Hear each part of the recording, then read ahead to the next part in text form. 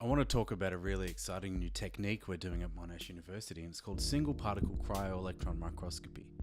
We're using this technique now to look at the structure of individual biological molecules, and we're looking at biological molecules that change in bacteria in response to treatment by antibiotics.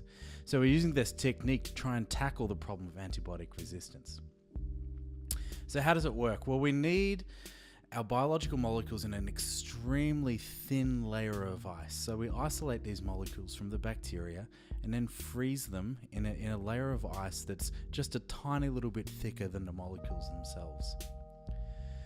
And then at this point, we shine extremely bright and high energy electrons at these molecules in our electron microscope, and then use magnetic fields to lens these electrons and collect essentially what's called a transmission image of these particles. And you could think of this as a two-dimensional projection of a three-dimensional object, much in the same way as an X-ray is a two-dimensional projection of, three-dimensional bones. So the problem is, how do we turn these two-dimensional projections back into a representation of the three-dimensional shape of the molecule?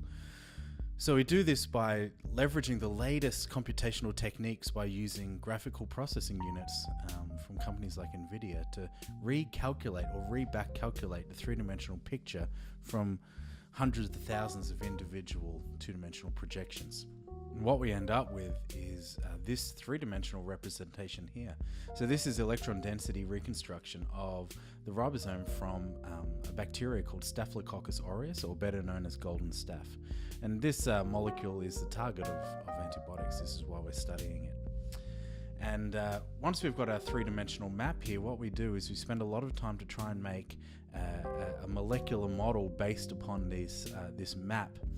And from that molecular model, then we can start to understand the chemistry and the molecular shape changes that's going on. So here's the molecular model now.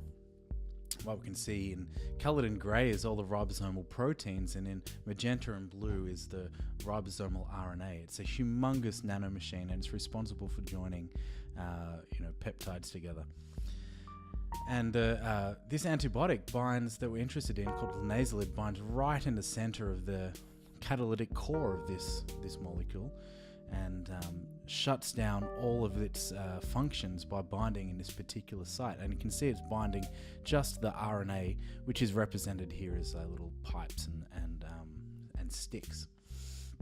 And how does this antibiotic actually function? Well, what it does, it blocks incoming transfer RNA, and what I've got here is overlaid is the positions of the A and P site transfer RNAs.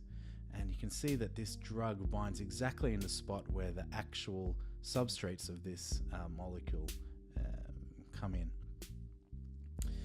What we've also done as part of our study is looked at what shape changes happen when this bacteria becomes resistant to this drug. So in red is actually a mutant bacteria, or what we'd call a superbug.